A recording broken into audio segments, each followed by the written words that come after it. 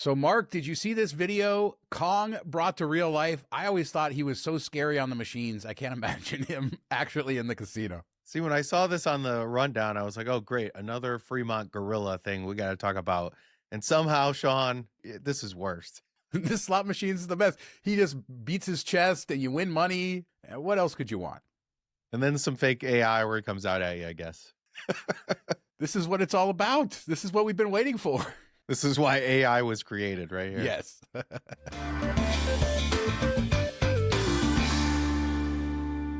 So bad news, Mark.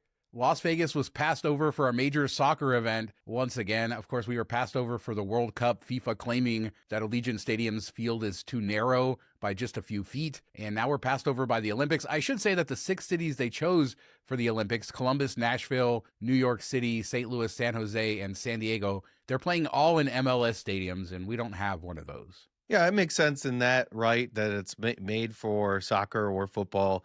So you could see why they would choose these locations, and there's kind of a fandom built in to those areas. But we've seen international matches like friendlies and stuff take place in Vegas, so I think it could have been possible. And if you've ever seen Ted Lasso, pitch isn't the same in one place as another, or the field, as they say in America. It's not like basketball or hockey or anything like that where everything's the same size. So you think they'd be able to make some differences there. Maybe they have minimums. I'm not that into all the rules there, but it seems like they could make it work somehow. They got to find a way to tie Vegas into these Olympics. We're so close.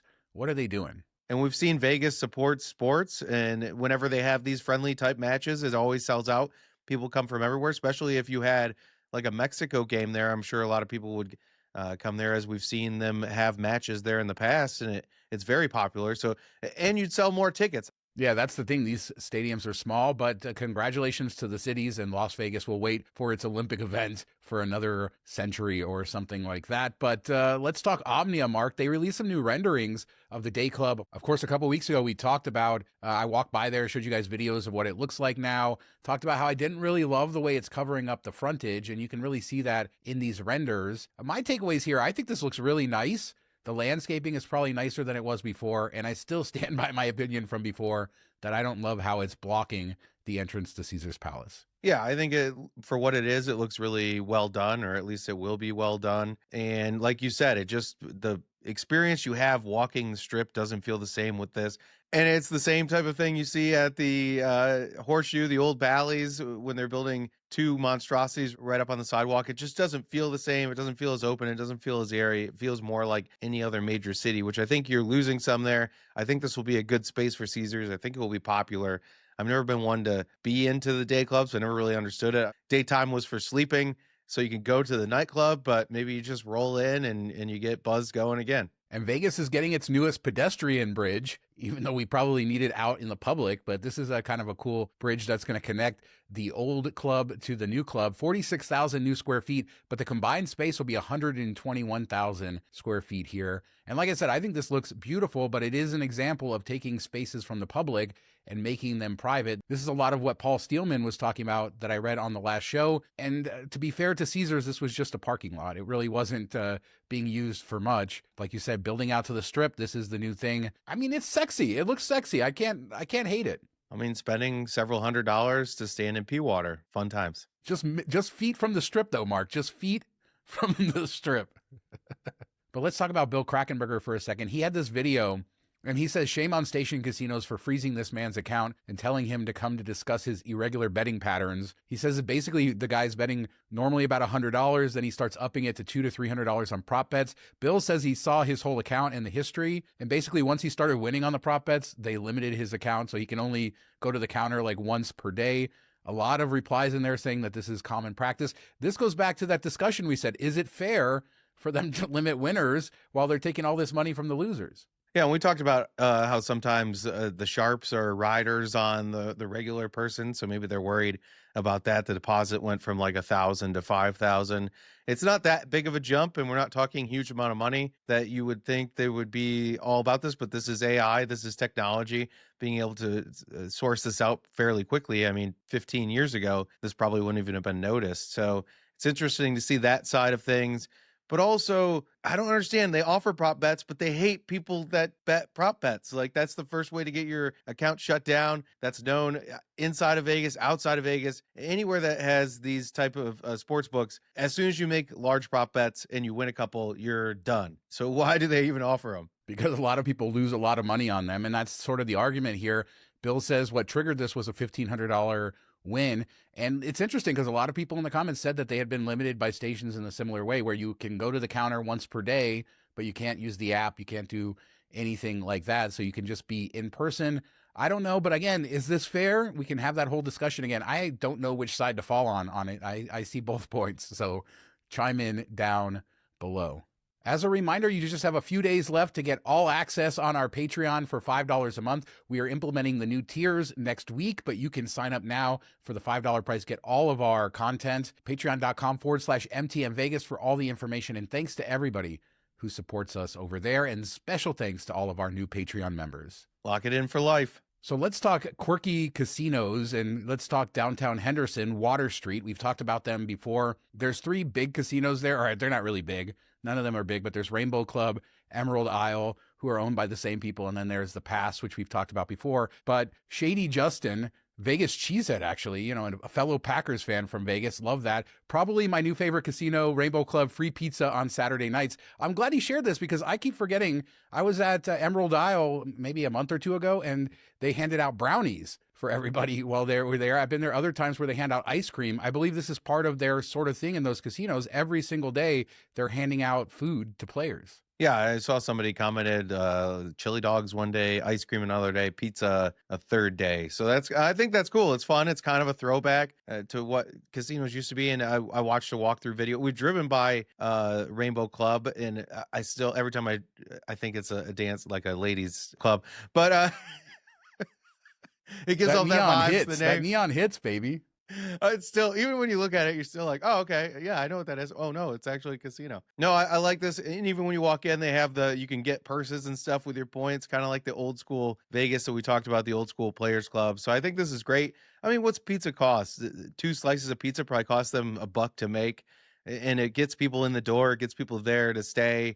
And yeah, it's a cost overall when you're giving out to hundreds of people, but I think it's well worth it to bring people into the door. And for whatever reason, I fall victim to this too. If you get like a free $2 worth of pizza, all of a sudden you're like, oh, I'm gonna, spend some money here because I owe them. It's not rational. You'll spend a lot more than it would have just to buy that pizza somewhere.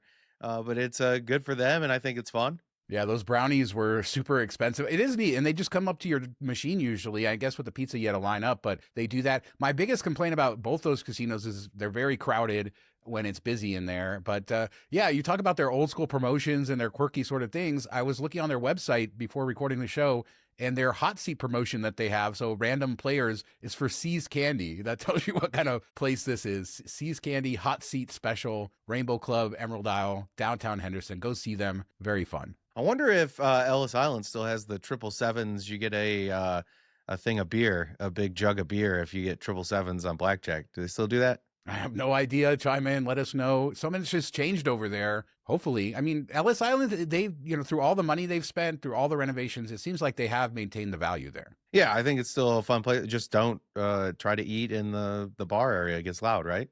But let's fly over to downtown Las Vegas and Cashman Field. We talked about this before. Cashman Field is the old baseball stadium. It is home to the Lights, the soccer team here as well. But this used to be home to our AAA baseball team before they moved to Summerlin.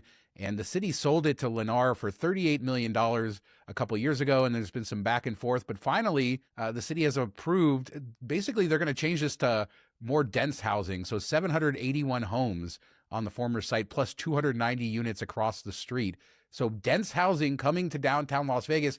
This is just a few steps north of the Neon Museum. The crazy thing is, this was the place that was up for auction. Nobody bid on it, and they probably could have got it a little bit cheaper if they would have bidded back then. But it's good to see them have a plan to redevelop this area. It's a lot of space. I know it's not the greatest area, so it's good to see that hopefully this kind of revitalizes that whole section. And when we walked from Fremont Street years ago, to Neon Museum. They're pulling over, yelling out the window like, "Hey, do you need a ride? Where are you going? What are you doing walking around out here?" It's not the greatest place. I mean, 1,000 houses, though, that should really revitalize it. And as you said, it did fail in the auction, I think, in late 24. And I think the minimum bid was like 33.95 million or something like that. And Lennar paid 36 million for it last year. But many new houses coming to downtown Las Vegas. Let's hope it brings that area back. Very neat to see the old part of the city get some new stuff.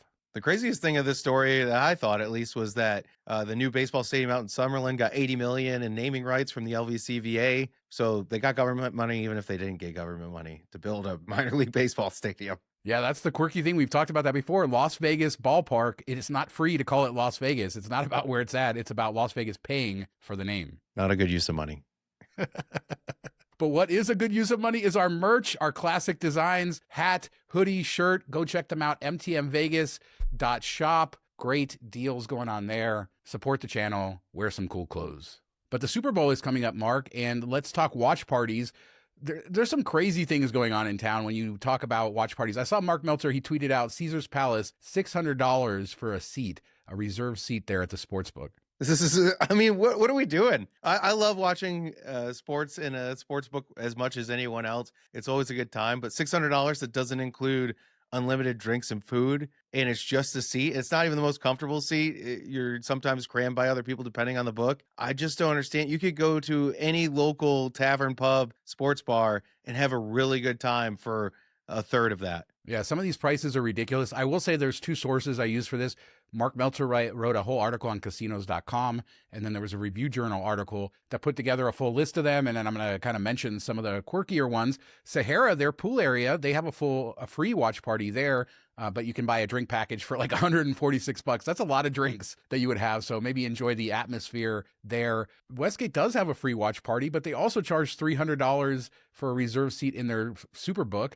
That includes 2 drink tickets. Circa Sportsbook, a reserve seat, $500 for that. Stadium Swim, I think this would be the coolest way to watch. $143 to $200 for general admission to get in the pool and watch the game. But what about Play Playground? This was my favorite one. $79. It includes well drinks, beer and wine, plus a 3-hour unlimited play pass. You're there for the game. $79. That seems like a deal. And there will probably be kids there because it's a Sunday morning. So awesome.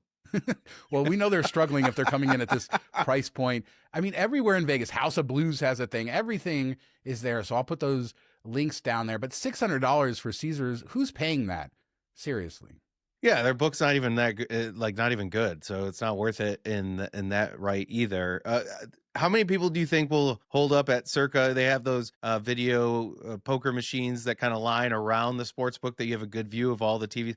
How many people do you think will get there at like 10 p.m. the night before and just stay there all for 24 hours? It's just not that fun. If you're like, if you had a reserved seat and you're in your own area, fine. But if you're wall to wall with people and you're just standing around, I don't know. That doesn't seem fun to me. I'd rather go somewhere else. Like you said, go to some dive bar and go watch the game and enjoy it with some cheap beer or something like that. But we do need to mention the GOAT of Super Bowl parties. We talk about them every year, the South Point. They always have a great Super Bowl party in their ballroom. It's free. And then they have very cheap food and drink, usually a couple dollar hot dogs, like really cheap stuff. I'll try to find last year's menu and throw it up on the screen, but that's always a great option too. Yeah, I'm surprised more places don't do the ballroom, open up the ballroom. A lot of times they're not being used that weekend, and you could just throw a watch party and invite people in and have a couple beer carts set up with bottles on ice, and you can plow through it and give people enough space to move around. I'd like to see that more versus them trying to jam people into the sports book. I'm going to say this again, Mark. Who the hell is paying $600 to sit in Caesars Sportsbook? Go to Circa, at least pay the $500 there. It's a much nicer sportsbook, a much nicer space, but I don't know. Let me know. Are you guys paying big money to do that? And then, of course, there's the other side of this. There's Super Bowl parties for the high rollers in the casino, similar to the New Year's Eve parties we covered a couple weeks ago. Yeah, it'll be interesting to see some videos from all those high-end invite-only type of setups and see what it's like to live on the other side. Fun fact, I once worked one of those Super Bowl parties at MGM Grand way back in the day. Fun Vegas history. And let's close with this. Caesars has made some changes, and I saw some rumblings online of this, and I hadn't gotten deep into it. But then Big Red Dog ATL made the comment, I hope in your upcoming shows you do a story on the changes that Caesars is doing in Vegas to their rewards, including elimination of the $10 daily food credit for 7 stars and replacement with a 2-hour daily afternoon 7 stars social with free drinks. They're also removing the 4 daily free drinks in Vegas for any level below Diamond Elite. Yeah, so they made these changes. I think that the drinks are now showing up in the app, but I want to talk about the fact that they brought back this 7-star social. So it's like this temporary party every night for free for 7 stars, but it basically is just like the old Laurel lounges, I guess, but just not as nice. Yeah, I wonder, is this going to be like in a specific place each time, or are they going to open up like lounge areas? Is it just going to be at a bar at the casino? I don't know how they're going to manage this. I don't mind it because I think you get more potential value versus just the $10. It stinks that you can't work it around your schedule. You have to be there for a set time. But if they're giving people 2 hours to just kind of have at it, I think that they'll get a lot of value. Even if you can only make it one time per trip, I think that's better than $10 per day. It's just a question of how it functions, how you get there. But it does feel like mini diamond lounges are back, or Laurel lounges, and these little mini happy hours. I would make sure I could get there at least a couple times if I had 7-star status, though. If you look at a $10 credit, this is probably worth more to you than that. It's just a matter of how it works. But this is rolling out to all their properties nationwide. So it's a new initiative, basically taking, essentially what Diamond used to get is now what 7 stars gets. I mean, not quite the same thing, but it seems like a lot of 7 stars members are very unhappy with a lot of the changes and the moving this and the moving that. And I see a lot of rumblings. If you want to see a lot of people complain, there's Reddit threads for days. I mean, it's up to $25 per drink. So if you get one drink, that's better than 2 days worth of the food comp, or maybe you don't drink and that's a negative. I just wish they kept the Diamond Lounges open. I think this really stinks for the people that are below Diamond Elite that used to get the 4 drinks per day, and now you get nothing. I think that's really kind of the miss, because that is your bread and butter there. It's not the whale gamblers, but it's the steady, gonna go out and drop a decent amount of money, and there's probably more in that fall into that realm versus 7 stars. So a lot of those people are left out in the cold. There's a second part of this comment that's worth discussing. I think it basically says a Vegas congressional candidate is openly calling for Caesars Corporation to go bankrupt, and he is calling for both Caesars and MGM, their casino ownership, to be broken up. Now, I don't hope any company goes bankrupt. Both of these companies, MGM and Caesars, have a ton of debt, and there's a lot of complications and challenges for both companies, Caesars with more than MGM, but should they be broken up? I mean, I think it'd be better for Vegas if there were more operators than just the 2 for the main part of the Strip. We've seen some independent people come in over the last couple of years, but then they gobbled up Cosmos. It is tough. I know people like it that they can go to multiple casinos and earn in the same rewards program. So I think people don't mind it that much, but I do think more competition is always better for the end user. Yeah, I don't think forcing them to divest is a good move.